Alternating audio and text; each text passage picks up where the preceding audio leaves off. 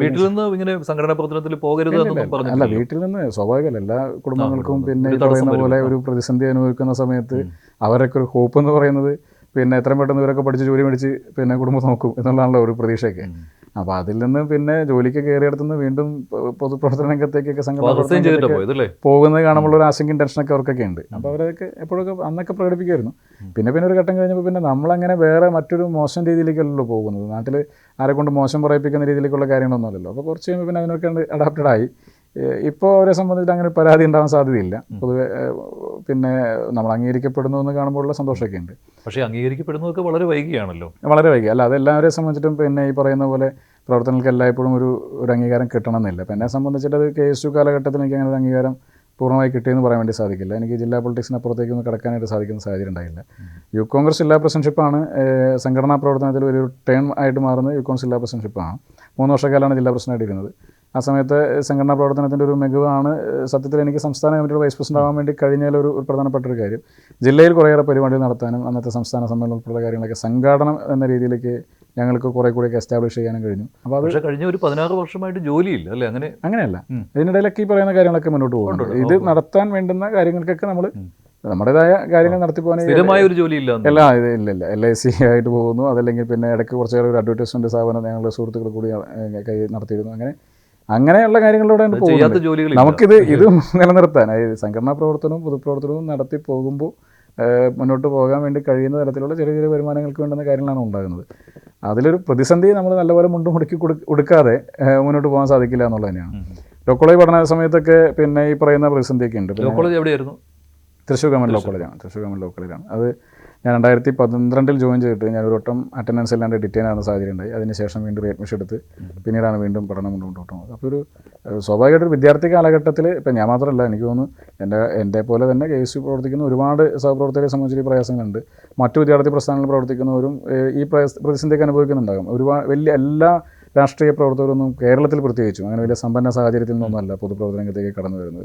ഈ മനുഷ്യൻ്റെ പ്രശ്നങ്ങൾ അറിയാവുന്ന ആളുകൾ ഒരുപക്ഷെ ഈ പറയുന്ന പ്രതിസന്ധികളൊക്കെ അനുഭവിക്കുന്നവരൊക്കെ തന്നെയാണല്ലോ. അതുകൊണ്ടാണ് കൂടുതലും സംഘടനാ രംഗത്തേക്ക് കടന്നു വരുന്നുണ്ടാകുക. അപ്പോൾ ഇത് എല്ലാ സംഘടനാ പ്രവർത്തനർക്കും ഇതുപോലെയുള്ള ഘട്ടങ്ങളുണ്ടാകും. അവർ ഇതിനു വേണ്ടി ഇറങ്ങിത്തിരിക്കുമ്പോൾ അവരുടെ കുടുംബം ഒരുപാട് പ്രയാസപ്പെടുന്നുണ്ടാകും. വ്യക്തിപരമായി അവരും ഒരുപാട് സ്ട്രഗിൾ ചെയ്യുന്നുണ്ടാകും. ഈ പറയുന്ന പോലെ സാമ്പത്തികമായ ഇപ്പം നമ്മുടെ പരിമിതി, ഒരു അടിച്ചുപൊളിയായിട്ട് നടക്കേണ്ട പ്രായത്തിൽ നമ്മൾ ആ അടിച്ചുപൊളിയിൽ നിന്നൊക്കെ മിച്ചം പിടിച്ചിട്ടാണ് നമ്മുടെ കാര്യങ്ങൾ നടക്കുന്നതും ഈ പറയുന്ന പൊതുപ്രവർത്തനം നടന്നുകൊണ്ടൊക്കെ പോകുന്നതൊക്കെ. അപ്പോൾ അതിൽ തുടക്കം മുതലേ എനിക്ക് തോന്നുന്നു എൻ്റെ KSU കാലഘട്ടത്തിലും ഇപ്പോഴുള്ള പല സഹപ്രവർത്തകരും പണ്ടുള്ള ആളുകളൊക്കെ കേട്ടുകൊണ്ടിരിക്കുന്ന, അല്ലെങ്കിൽ ഏത് വിദ്യാർത്ഥി പ്രസ്ഥാനത്തിൻ്റെ സംഗീതത്തിനൊക്കെ കേൾക്കുന്ന ഈ സമീപകാലത്ത് കേട്ടുകൊണ്ടിരിക്കുന്ന ഒരു കാര്യമാണ് പിന്നെ ഇതെല്ലാം ഒരു സാമ്പത്തികം സൗകര്യമൊക്കെ ഉണ്ടെങ്കിൽ മാത്രമേ നിങ്ങൾക്ക് നടക്കുകയുള്ളൂ, അല്ലെങ്കിൽ വലിയ പാരമ്പര്യമുള്ള നേതാക്കന്മാരുടെ മക്കളും അങ്ങനെയൊക്കെ ആകണം, അല്ലെങ്കിൽ വലിയ സാമ്പത്തിക നേട്ടം ഉണ്ടാകണം, പിന്നെ ബാക്കപ്പ് ഉണ്ടാകണം, ഇല്ലെങ്കിൽ നിങ്ങൾക്ക് ഇതിൽ വേസ്റ്റാണ്, നിങ്ങളുടെ ജീവിതം കളയാണെന്നൊക്കെ പറയുന്ന ഇതൊരു കരിയർ നഷ്ടപ്പെടുത്തുകയാണെന്നൊക്കെ. ഇതൊരു കരിയറായി കണ്ടിട്ടൊന്നുമല്ല നമ്മളത് പോയിരുന്നൊക്കെ. നമുക്ക് ഇതിനോട് വല്ലാത്തൊരു പാഷൻ ഉണ്ടായിരുന്നു. സംഘടനാ പ്രവർത്തനവും പൊതുപ്രവർത്തനം വളരെ താല്പര്യമുള്ള ഒരു കാര്യമായിരുന്നു. ഇടയ്ക്ക് എപ്പോഴെങ്കിലും നിർത്തണം തോന്നിയിട്ടുണ്ടോ? അത്രയ്ക്ക് ബുദ്ധിമുട്ട് വന്നിട്ട് നിർത്തണം തോന്നും സ്വാഭാവികമായിട്ടും. പലപ്പോഴും നമുക്ക് പിന്നെ സംഘടനാ രംഗത്ത് എപ്പോഴും നമുക്ക് പിന്നെ ഹോപ്പ്ഫുള്ളായിട്ട് മുന്നോട്ട് പോകാൻ പറ്റില്ല. പല ഘട്ടങ്ങളിൽ നമ്മൾ പ്രതീക്ഷിക്കാത്ത തിരിച്ചടി വരും. നമ്മൾ ചിലപ്പോൾ സ്ഥാനങ്ങളിൽ നീക്കം ചെയ്യപ്പെടാം. പ്രതീക്ഷിക്കാത്ത സംഘടനാ നേതൃത്വം ആഗ്രഹിക്കുന്ന തെറ്റല്ല. ആ സംഘടനാ പ്രവർത്തനം നടത്തുന്ന എല്ലാവരെയും സംബന്ധിച്ചും അത് പാർലമെൻ്ററി വ്യാമോഹം പോലെ എന്ന് പറയുന്ന പദം പോലെ ഉപയോഗിക്കാവുന്നൊരു കാര്യമല്ല. സംഘടനാ പ്രവർത്തനം നടത്തുന്നുണ്ടെങ്കിൽ അതിനകത്ത് ഭാരവാഹിത്വങ്ങളെ സംബന്ധിച്ച് ഒരു കാഴ്ചപ്പാടുണ്ടാവണം. അവിടെ വന്നിരുന്നാൽ ചെയ്യാൻ കഴിയുമെന്ന് ബോധ്യമുണ്ടെങ്കിൽ അത് ക്ലെയിം ചെയ്യണം, അതാകണം എന്നുള്ള അഭിപ്രായക്കാരാണ് ഞാൻ. അപ്പോൾ അതങ്ങനെ ആകണമെന്നും അത് ക്ലെയിം ചെയ്യണമെന്ന് ആഗ്രഹിക്കുന്ന സമയത്ത് ഒരുപക്ഷെ ഒരുപാട് ഘട്ടങ്ങൾ നമ്മൾ തടയപ്പെടുന്ന സമയത്ത് നമുക്ക് പ്രയാസം തോന്നും. ചില സമയത്ത് നമ്മൾ ആഗ്രഹിക്കുന്ന രീതിയിൽ കാര്യങ്ങൾ ചെയ്യാൻ പറ്റാതെ വരും. ചില സമയത്ത് നമ്മൾ ചെയ്തതിൽ ആണെങ്കിൽ സക്സസ് ആകാതെ പോകാം. അപ്പോൾ പലപ്പോഴും നമ്മൾ ചിലപ്പോൾ ദിവസം രാവിലെ എഴുന്നേൽക്കുമ്പോൾ, ദിവസേനയെന്നല്ല ചില ഘട്ടങ്ങളിലൊക്കെ രാവിലെ എഴുന്നേൽക്കുമ്പോൾ നമുക്കൊരു 10 മിനിറ്റ് സമയം നമ്മൾ വീണ്ടും അത് ഒരുപാട് എനിക്കുണ്ടായിട്ടുണ്ട്, റീത്തിങ്ക് ചെയ്യുന്ന ഘട്ടം ഉണ്ടായിട്ടുണ്ട്. അങ്ങനെയല്ല, ഇത് ഇനിയും ഇത് പിന്നെ ഇങ്ങനെ പോകുമ്പോൾ ഇവിടുത്തെ ഈ പ്രതിസന്ധികൾ എങ്ങനെ തീർക്കും, ഇതൊരു കമ്മിറ്റ്മെൻറ്റ് വിഷയം കൂടി വേറെ ഉണ്ടല്ലോ. നമ്മൾ ഉള്ളിൽ നിന്നൊരു കുറ്റബോധമൊക്കെ ഇടയ്ക്കൊക്കെ നമ്മൾ വേട്ടയാടും. പിന്നെ ഞാൻ ഈ ഇടയ്ക്ക് പുറത്തൊക്കെ പോകുമ്പോൾ, അല്ലെങ്കിൽ ഇങ്ങനെ ബൈക്കിനോ അല്ലെങ്കിൽ സുഹൃത്തുക്കളുടെ ബൈക്കിനൊക്കെ കയറി ഇങ്ങനെ പോകുന്ന സമയത്ത്, അപ്പോൾ ഇവർ തൊട്ടടുത്ത സ്ഥലങ്ങളിൽ ഇവർ എല്ലാവരും കൂടി ഈ തൊഴിലുറപ്പിൻ്റെ ഭാഗമായിട്ട് എല്ലാവരും കൂടി ഉണ്ടാവുമല്ലോ. അമ്മ ഉണ്ടാവും, അമ്മയുടെ കൂടെ ജോലി ചെയ്യുന്ന ആളുണ്ടാവും, കുടുംബശ്രീയിലെ ചേച്ചിമാരുണ്ടാവും, ഇവരൊക്കെ ഉണ്ടാവും. അപ്പം ഞാൻ ചിലപ്പോൾ ആ സമയത്തൊക്കെ പോകുമ്പോൾ ചിലപ്പോൾ ഞാൻ ഇൻറ്റൻഷനലി ചിലപ്പോൾ ഇവരെ കാണുമ്പോൾ പതുക്കെ ഒന്ന് തിരിച്ചു പോകും. അതെന്ന് വെച്ചാൽ അങ്ങോട്ട് നോക്കിക്കൊണ്ട് അവരോട് സംസാരിക്കേണ്ട മടി കൊണ്ടൊന്നുമല്ല. നമുക്കപ്പോൾ ഒരു ചെറിയൊരു ഞാൻ പോകുന്നത് ഇതിന് വേറെ കാര്യങ്ങൾക്കല്ലേ പോകുന്നത്, അല്ലെങ്കിൽ ഞാൻ എൻ്റെ സമയം കുറേ കൂടി മാറ്റി വെച്ചാൽ ഈ പറയുന്ന കാര്യങ്ങളുടെ ആവശ്യമില്ലല്ലോ എന്നൊരു കുറ്റബോധമുള്ളതുകൊണ്ടൊക്കെ ഒരു പക്ഷേ ഞാൻ പലപ്പോഴും ഇങ്ങനെ ഒന്ന് തിരിഞ്ഞു പോകും, അല്ലെങ്കിൽ ആ വഴികളിലൂടെ പോകാതിരിക്കാൻ വേണ്ടിയൊക്കെ ശ്രമിക്കുന്ന ഘട്ടമുണ്ട്. അല്ല, അമ്മ അങ്ങനെ പരിഭവം ഉണ്ടായിരുന്നു ആ സമയത്ത്? തുടക്കത്തിലൊക്കെ ഉണ്ടായിരുന്നു, ഈ പിന്നെ കോളേജിൽ പഠിക്കുന്ന സമയത്തൊക്കെ. പിന്നീട് ഞാൻ ഒരു ഘട്ടത്തിൽ ഞാൻ പിന്നെ വളരെ നിർബന്ധപൂർവ്വം ആരോഗ്യം മാറുകയില്ല, ഓരോ വർഷം കഴിയുന്നവർക്ക് ഒരു പ്രായമായിക്കൊണ്ടിരിക്കുകയല്ല. അപ്പോൾ ഞാനിങ്ങനെ ഇത് ഇനിയിപ്പോൾ വേണ്ടല്ലോ, ഇപ്പോൾ നമ്മൾ കാര്യങ്ങളൊക്കെ നോക്കാറില്ല, എന്നെ നിർത്തുന്നൊക്കെ പറയുമ്പോൾ അല്ല എൻ്റെ കാര്യത്തിന് ഞാൻ നിന്നെ ഡിപ്പെൻഡ് ചെയ്യണ്ടല്ലോ എന്നൊരു മറുപടി. അപ്പം ഞാൻ ഈ തൊഴിലുറപ്പ് പദ്ധതിയുടെ ഇതിങ്ങനെ അറിയാനുള്ള കാരണം എന്താണെന്ന് വെച്ചാൽ തിരുവനന്തപുരത്ത് പിന്നെ തൊഴിലുറപ്പ് പദ്ധതി അട്ടിമറിക്കുന്നതുമായി ബന്ധപ്പെട്ട് ഒരു രാപ്പകൽ സമരം നടക്കുന്ന സമയത്ത് അപ്പോൾ ഞങ്ങളിങ്ങനെ യൂത്ത് കോൺഗ്രസിന് പ്രകടനമൊക്കെ നടന്നു വന്നു. അത് കഴിഞ്ഞ് ഇങ്ങനെ സംസാരിക്കാനിടയിൽ ഞാൻ ഷാഫി പറമ്പിലൊക്കെ ഇങ്ങനെ സംസാരിക്കാനിടയിൽ ഞാൻ പറഞ്ഞു എനിക്ക് ഈ ഒരു പദ്ധതിയോട് വൈകാരിക അടുപ്പമുണ്ട്. അതിൻ്റെ കാരണം ഞാനിങ്ങനെ പറഞ്ഞു.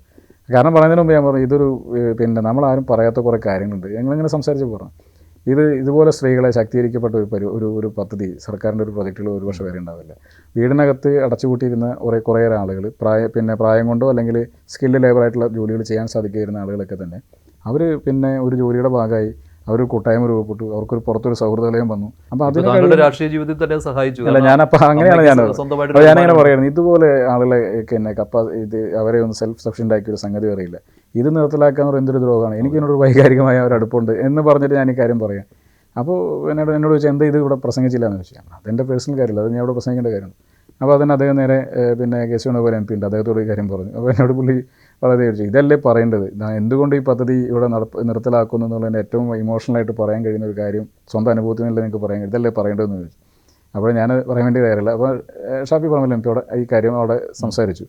അങ്ങനെയാണ് പിന്നെ എല്ലാവരും ശ്രദ്ധയിൽ പെടുന്നു, പലരും ചോദിക്കുന്നതൊക്കെ. അപ്പോൾ ഇതൊക്കെ നമ്മളൊരു വ്യക്തിപരമായ ഒരു സൈഡിൽ മാത്രം ഉണ്ടായിരുന്നതാണ്. രാഷ്ട്രീയ രംഗത്തുള്ള പലർക്കും ഞാൻ വരുന്ന സമയത്ത് ഞാൻ വരുന്ന സാഹചര്യങ്ങളോ കാര്യങ്ങളൊന്നും ആർക്കും അറിയണമെന്നും ഉണ്ടായിരുന്നു. താങ്കൾക്ക് അതിൻ്റെ ആ ഒരു അനുഭവ സമ്പത്ത് കൂടുതലാണ്. കാരണം പിന്നിൽ നിന്ന് പ്രവർത്തിച്ചയാൾ എന്നുള്ള കാര്യം ഇപ്പോൾ പദവികളിൽ എത്തിയിട്ടുണ്ട്. അത് KSUവിൻ്റെയും യൂത്ത് കോൺഗ്രസിൻ്റെയും പദവികളിൽ എത്തിയിട്ടുണ്ട്. യൂത്ത് കോൺഗ്രസ് സംസ്ഥാന പ്രസിഡന്റ് വരെ ആയിട്ടുണ്ട്. പക്ഷേ എങ്കിലും കൂടുതൽ സമയവും ഈ പിന്നിൽ നിന്ന് പ്രവർത്തിക്കുക, അല്ലേ, നേതാക്കൾക്കൊപ്പം പ്രവർത്തിക്കുക, ഇതൊക്കെയാണല്ലോ വന്നിട്ടുള്ളത്. ഒരു ലോ പ്രൊഫൈൽ എന്ന് വേണമെങ്കിൽ പറയാം പല സമയത്തും. അത് താങ്കൾ അതിലൊരു ഹൈ പ്രൊഫൈലിലേക്ക് പോകണമെന്നും പലപ്പോഴും ആഗ്രഹിച്ചിട്ടുണ്ടോ ഇല്ലയോ? അങ്ങനെ ലൈംലൈറ്റിലേക്ക് വരണം എന്തോ എനിക്കത് അത്ര ആകർഷണീയമായിട്ട് തോന്നാത്തൊരു കാര്യം. ഇപ്പോൾ ഞാൻ ഇങ്ങനെ ഈ വേദികളിൽ അങ്ങനെ ഇടിച്ച് കയറി നിൽക്കാറില്ല. ഇപ്പോൾ പരിപാടി നടക്കുമ്പോൾ ചില സ്ഥലത്ത് യുക്കോൺസിൽ പ്രസിഡന്റ് ആയിരുന്ന സമയത്ത് ചില വേദികളിലൊക്കെ പേര് എഴുതി വെച്ചിട്ടുണ്ടോ നിർബന്ധമായിട്ട് അവിടെ ഇരിക്കണം, അല്ലെങ്കിൽ യുക്കോൺസിൻ്റെ ഒരു അക്കോമഡേഷൻ എന്ന നിലയ്ക്ക് പ്രസിഡന്റ് എന്ന നിലയ്ക്ക് അല്ലെങ്കിൽ പ്രതിനിധി എന്ന നിലയ്ക്ക് അവിടെ ഇരിക്കാൻ അവസരം ഉണ്ടെങ്കിൽ ഇപ്പോൾ അവിടെ കയറി ഇരിക്കാറുണ്ടെന്നല്ലാതെ അവിടെ കസേര നിറഞ്ഞിരിക്കുകയാണെങ്കിൽ പിന്നെ അവിടെ വേറൊരു കസേരയും കൊണ്ടുപോയി ചുവന്ന ദിവസമായി കൊണ്ടുപോയിട്ട് അവിടെ ഇട്ടിട്ടിരിക്കുന്ന പ്രവണത ഞാൻ കാണിക്കാറില്ല. അതിനേക്കാൾ എനിക്ക് പലപ്പോഴും തോന്നിയിട്ടുള്ള കാര്യം അങ്ങനെ ഒരു സമയത്ത് ആ സ്റ്റേജിലിരിക്കുന്ന സമയത്ത് ആരോടും സംസാരിക്കാതെ വേറെ ആരോടും ഇടപെടാൻ കഴിയാതെ സ്റ്റേജിൽ കയറി കസേരയിട്ടിരിക്കുന്നതിനേക്കാൾ സമയം താഴെ ഇറങ്ങി നിന്നാൽ ആ ജില്ലയിലെ മുഴുവൻ സഹപ്രവർത്തകരും വന്നിരിക്കുന്ന സമയത്ത് അതിൻ്റെ ഇടയിലൂടെ നടന്നാൽ എത്രയോ ആളുകളായിട്ട് സംസാരിക്കുക, എത്രയോ നേരക്കുമാർ നമ്മുടെ സഹപ്രവർത്തകരായിട്ടുള്ള ബന്ധങ്ങൾ ഉണ്ടാകുന്നു. വളരെ ഊഷ്മളമാണ് ആ ഒരു എഴുതുന്നത്. മാത്രമല്ല നമ്മൾ മാറി നിന്ന് കാണുന്ന കുറേയേറെ കാഴ്ചകളുണ്ട്, തിരുത്തേണ്ടതാണെന്ന് തോന്നുന്ന കുറേയേറെ കാര്യങ്ങളുണ്ട്. അത് പലപ്പോഴും അവിടെ നിന്ന് കാണാൻ പറ്റാത്തൊരു കാഴ്ച കൂടിയാണ്. അപ്പോൾ അത് കുറച്ച് കൂടുതൽ കാലം കാണാനുള്ള അവസരം ഉണ്ടായിട്ടുണ്ട്. കൂടുതൽ വാർത്തകൾക്ക് News 18 Keralam YouTube channel subscribe ചെയ്യുക.